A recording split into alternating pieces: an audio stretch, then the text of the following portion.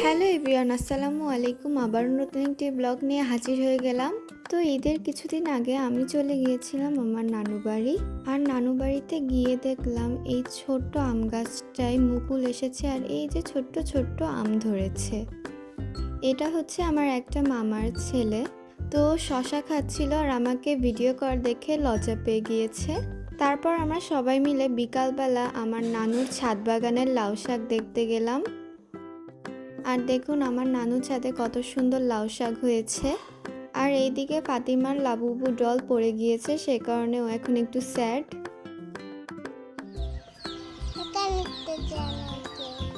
একটু ঝালের শিশাও ক্যামেরার দিকে তাকাই, যেমন বলি তেমনই করে। তারপরের দিন আমার নানু আমাকে ঈদ উপলক্ষে এই ইয়াররিংসটা গিফট করেছিল।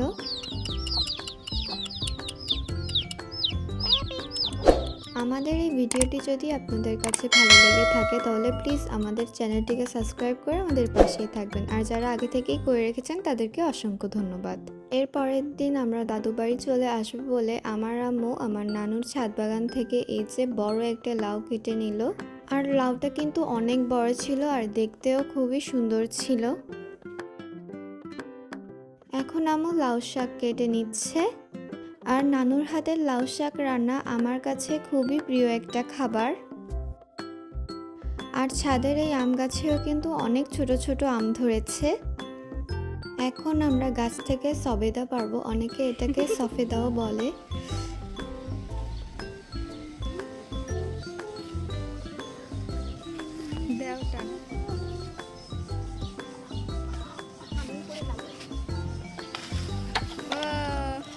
কয়টা আসছে?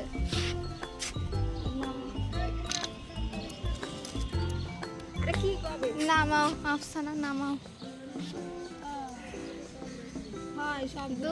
তারপর আমরা নানু বাড়ি থেকে চলে আসি।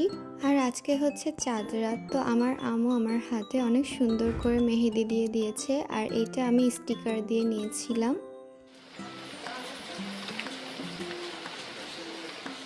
আর ঈদের দিন সকালে তো আমাদের এই দিকের প্রচুর বৃষ্টি হয়েছে।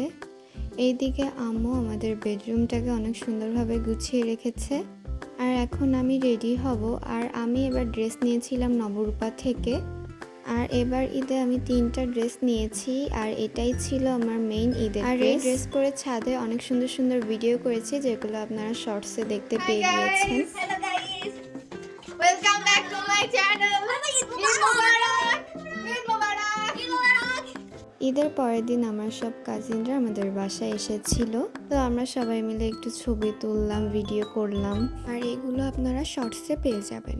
এখন আমরা লাঞ্চ করব। তো আজকে দুপুরের মেনু হিসেবে ছিল পোলাও আর রোস্ট। এখন আমার ফুফাতো ভাইয়ের সাথে আমি বিগ মানি প্র্যাঙ্কটা করব, যেটা আমার ফুফাতো বোনের সাথেও করেছিলাম।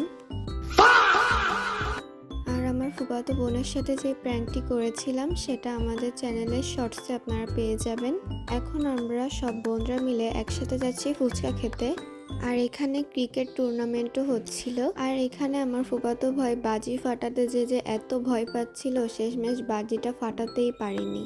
তারপরের দিন সকালে আমরা সবাই মিলে ভেবেছিলাম যে এই বিগ মানিটা দিয়ে একটা আঙ্কেলের সাথে প্র্যাঙ্ক করব, কিন্তু সেটা আর করে ওঠা হয়নি।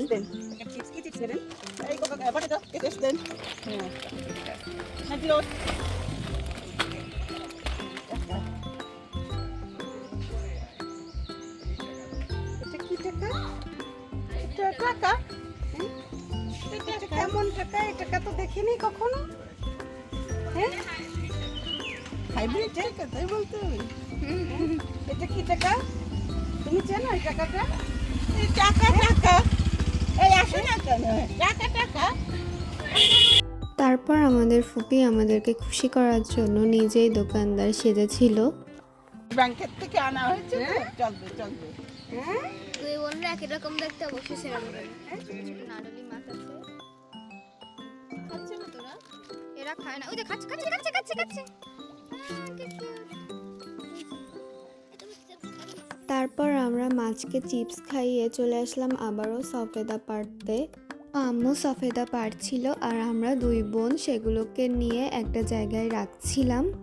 তো কার কার এরকম সফেদা পাড়তে ভালো লাগে কমেন্টে জানাতে পারেন। এই যে না কয়টা হয়েছে মোট? 5টা হয়ে গেছে। আরে কষ্ট লেগে গেল আমার হাতে। আমার হাতে পাতা দিয়ে আছে।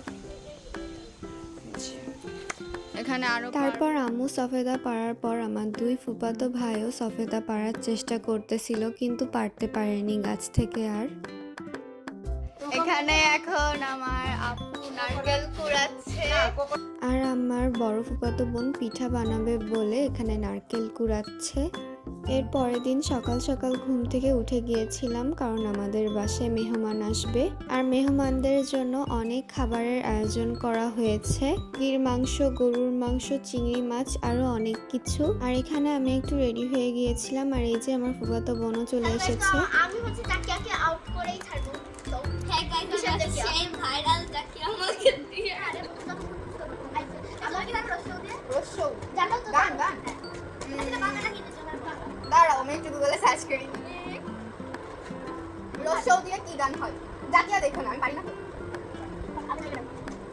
রসো কই? রসো দেখি কি রসো রসো তো।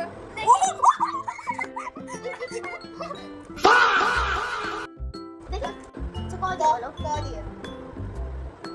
কিশোরী কিশোরী কিশোরী কিশোরী ওইটা। আর আমাদের বাসায় ইফাও এসেছিল, আর ইফাকে আপনারা আমাদের ব্লগে আগেও দেখেছেন। তো আমরা সবাই মিলে একটু গানের কলি খেলছিলাম। চোখের মধ্যে কি?